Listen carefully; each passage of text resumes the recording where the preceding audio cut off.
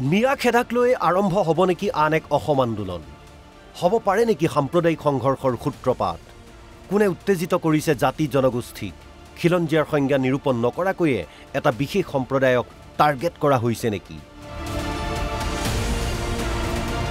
ধিংকাণ্ডৰ পাৰ্শ্বক্ৰিয়া হিচাপে উজনি অসমত পূৰ্ববংগীয় মূলৰ সংখ্যালঘু লোকসকলৰ বিৰুদ্ধে একাংশ দল সংগঠনে গ্ৰহণ কৰা কঠোৰ স্থিতিৰ পাছতেই ৰাজ্যৰ বৌদ্ধিক মহলেও প্ৰকাশ কৰিছে তীব্ৰ প্ৰতিক্ৰিয়া ইতিমধ্যে উজনিত পূৰ্ববংগীয় মুছলমান বিৰোধী অভিযান বহু দিনৰ পৰাই আৰম্ভ হোৱা বুলি মন্তব্য কৰে ডক্টৰ হিৰেন গোহাঁয়ে তেওঁলোকটো বিদেশী বুলি প্ৰমাণ হোৱা নাই যদি বিদেশী বুলি প্ৰমাণ হ'লতেন তেতিয়া তেওঁলোকক খেদাটো এটা যুক্তিযুক্ত কথা কিন্তু যদি বিদেশী বুলি প্ৰমাণ হোৱাই নাই আৰু তাৰে বেছিভাগ নহবই মোৰ ধাৰণা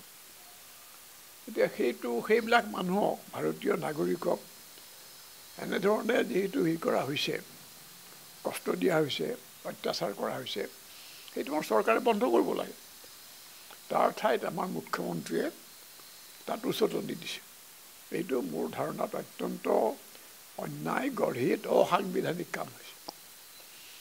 তেওঁ আনকি এই পৰ্যায়লৈকে গৈছে যে মিয়া আৰু অসমীয়া মুছলমানৰ পাৰ্থক্য মাজে মাজে তেওঁ আঁতৰাই দিছে মুছলমান শব্দৰ ব্যৱহাৰ কৰিছে এইটোতো মানে সংবিধান বিৰোধী কাম এটা অইন মানুহে কৰিলে জেললৈ যাব লাগিব মুখ্যমন্ত্ৰী কিয় জেললৈ নাযায় এই ধৰণৰ কথা কোৱাৰ কাৰণে উজনিত মিয়া হাটাও অভিযান চলি থকাৰ মাজতেই বিধানসভাৰ লগতে সমগ্ৰ অসমতেই সৃষ্টি হৈছে এক ভয়ানক পৰিস্থিতিৰ উজনিৰ বিশেষকৈ শিৱসাগৰ তিনিচুকীয়া গোলাঘাটত জাতীয় দল সংগঠনে এসপ্তাহৰ সময়সীমা বান্ধি দিয়াৰ পাছতেই নগাঁৱৰ মিয়া মৎস্য ব্যৱসায়ীয়ে উজনিলৈ বন্ধ কৰি দিলে মাছৰ ৰপ্তানি এই ক্ষেত্ৰত পৰিস্থিতি নিয়ন্ত্ৰণ কৰাৰ দায়িত্ব কাৰ আছিল হঠাৎ গোটেই বস্তুটো মিয়াৰ বিৰুদ্ধে লৈ যোৱা হ'ল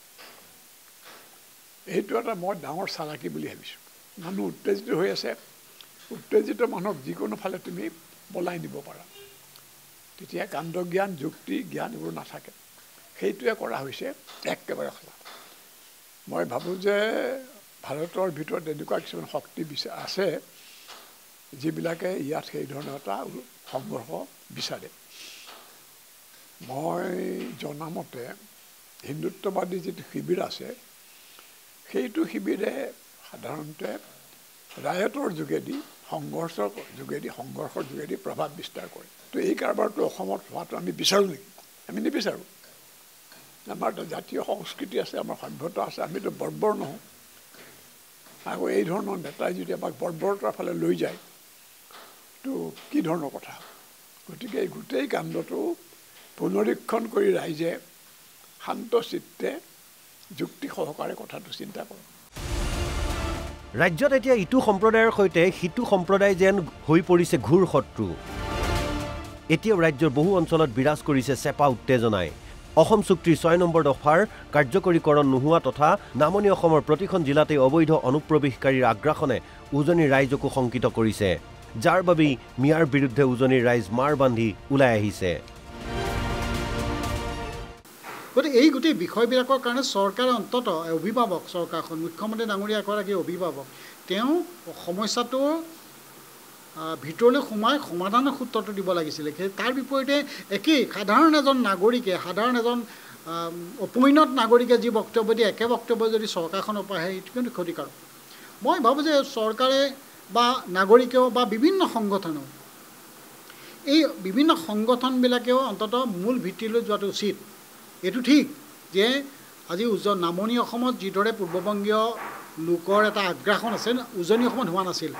গতিকে স্বাভাৱিকভাৱে উজনি অসমত এইটো তেওঁলোকে এই প্ৰতিবাদ কৰিবই কাৰণ তেওঁলোক উজনি অসমে দেখিছে যে নামনি অসমৰ অৱস্থাটো কি যে বাংলাদেশৰ পৰা অহা লোকসকলে নামনি অসম ইতিমধ্যে বৰপেটালৈকে গুৱাহাটীৰো বিস্তৰ অঞ্চল তেওঁলোকে ইতিমধ্যে সোমাই পৰিছে উজনি অসমত কলিয়াবৰৰ সিফালে যাব পৰা নাছিল ৰূপহীলৈকে পাৰিছে গতিকে স্বাভাৱিকভাৱে ইফালে যদি যোৰহাট ডিব্ৰুগড় তিনিচুকীয়া চৰাইদেউত মানুহে দেখিব যে নামনি অসমৰ দৰে অৱস্থাটো উজনি হৈছে ইয়াৰ প্ৰতিবাদ কৰিবই তেওঁলোকে এই প্ৰতিবাদটো কৰিছে গতিকে সেই প্ৰতিবাদটোক আমি কিন্তু ওলাই যাব নোৱাৰোঁ এই প্ৰতিবাদটো হৈছে পৰিৱেশত কিন্তু এই পৰিৱেশটো হ'বলৈ কিয় দিয়া হ'ল গতিকে চৰকাৰখনৰ সম্পূৰ্ণ দায়িত্ব আছে অভিভাৱক হিচাপে চৰকাৰ ফেইল কৰিছে এইখন চৰকাৰ বুলিয়ে নহয় 85 চনৰ পৰা আজিলৈকে যিমানকেইখন চৰকাৰ আহিছে সকলো চৰকাৰ ফেইল কৰিছে অসম চুক্তি ৰূপায়ণ নকৰাৰ কাৰণে মই এইকাৰণে ক'ব বিচাৰিছোঁ যে প্ৰথম কথা 3টা বিষয় অসম চুক্তি ৰূপায়ণ কৰক নাগৰিক NRC-খন প্ৰস্তুত কৰক NRC-খন প্ৰস্তুত কৰিলে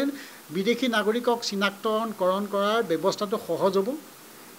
তৃতীয় বিষয়টো হ'ল আমাৰ সকলো খিলঞ্জীয়া মানুহৰ ৰাজনৈতিক অধিকাৰৰ স্বাৰ্থত ক্লজ 6 আখৰে আখৰে ৰূপায়ণ কৰক আজি সমষ্টি বিকেন্দ্ৰীকৰণ কৰাৰ নামত কৈ পেলাই যে ক্লজ 6 ইমপ্লিমেণ্ট কৰিছে এইটো এটা সম্পূৰ্ণ ভুৱা বিষয়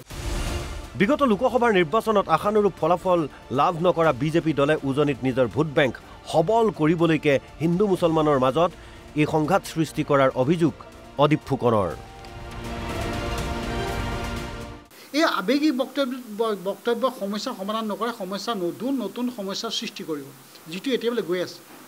আমি মিয়া খেদা আন্দোলন কৰিলোঁ কোনোবাই আকৌ মিয়াৰ পক্ষত থিয় হ'ল কোনোবাই আকৌ যে চৰকাৰৰ পক্ষৰ পৰা এটা মিয়া বুলি কৈ পেলাই এটা বিধানসভাৰ মজিয়াটো এটা সাংঘাতিক এটা সংঘৰ্ষৰ অৱস্থালৈ সৃষ্টি কৰিলে এই গোটেই প্ৰক্ৰিয়াটোৱে কাক সহায় কৰিব প্ৰক্ৰিয়াটোৱে সহায় কৰিব যে যিসকলে ধৰ্মৰ নামত যিসকলে ৰাজনীতি কৰে তেওঁলোকক সহায় কৰিব আৰু মিয়াক খেদিম বুলি কৈ কোৱা কথাটোৱে আকৌ যিসকল মিয়া পূৰ্বমীয়া মুছলমান তেওঁলোকে সংকটত পৰিব আৰু সংকটত পৰাৰ লগে লগে তেওঁলোকে প্ৰত্যাহ্বান জনাব আৰু প্ৰত্যাহ্বান জনাব কাৰ ওপৰত সাধাৰণ নাগৰিকৰ ওপৰত মিয়া বিৰোধী অভিযানৰ নামত একাংশই ৰাজনৈতিক ৰহন সানি উচতনি দিয়াৰো অভিযোগ উত্থাপিত হৈছে প্ৰকৃত বিষয়বোৰৰ পৰা ফালৰি কাটি ৰাইজক আবেগিক কৰি কেৱল এটা সম্প্ৰদায়কে টাৰ্গেট কৰাৰো অভিযোগ তুলিছে ৰাজ্যৰ বিদ্যুৎ মহলে ৰাজ্য মুখ্যমন্ত্ৰীৰ মিয়া সন্দৰ্ভত কৰা মন্তব্য অতি সাম্প্ৰদায়িক আৰু উচতনিমূলক বুলি মন্তব্য কৰিলে অজিত কুমাৰ ভূঞাই তেতিয়া দেখিম যে আজি বিজেপি বুলি ক'বলৈ একো নাই হিমন্ত বিশ্ব শৰ্মাই সকলো তেওঁৱে আইন প্ৰণয়ন কৰে তেওঁৱে আইন চাই তেওঁৱে বিচাৰক সকলো তেওঁ এতিয়া গতিকে মুখ্যমন্ত্ৰীয়ে গোটেই বিষয়টোত যিটো ভূমিকা পালন কৰিছে বা কালি বিধানসভাত তেওঁ যি ধৰণৰ বক্তব্য দাঙি ধৰিছে এইটো একেবাৰে সংবিধান বিৰোধী সম্পূৰ্ণ গণতন্ত্ৰ বিৰোধী আৰু নিজকে তেওঁ মানসিক ভাৰসাম্য হেৰুৱাই পেলোৱা বুলি যিটো কৈছে নিজৰ কথা তাৰপিছত তাতে আচলতে সংবিধানত তাৰ উল্লেখ আছে যে তেনেকুৱা এজন মানুহৰ হাতত ৰাজ্যৰ প্ৰশাসন কেতিয়াও ভাল হ'ব নোৱাৰে ভিডিঅ' জাৰ্নেলিষ্ট ইদ্ৰিছ আলীৰ সহযোগত মাধৱজ্যোতি দত্তৰ ৰিপৰ্ট NB নিউজ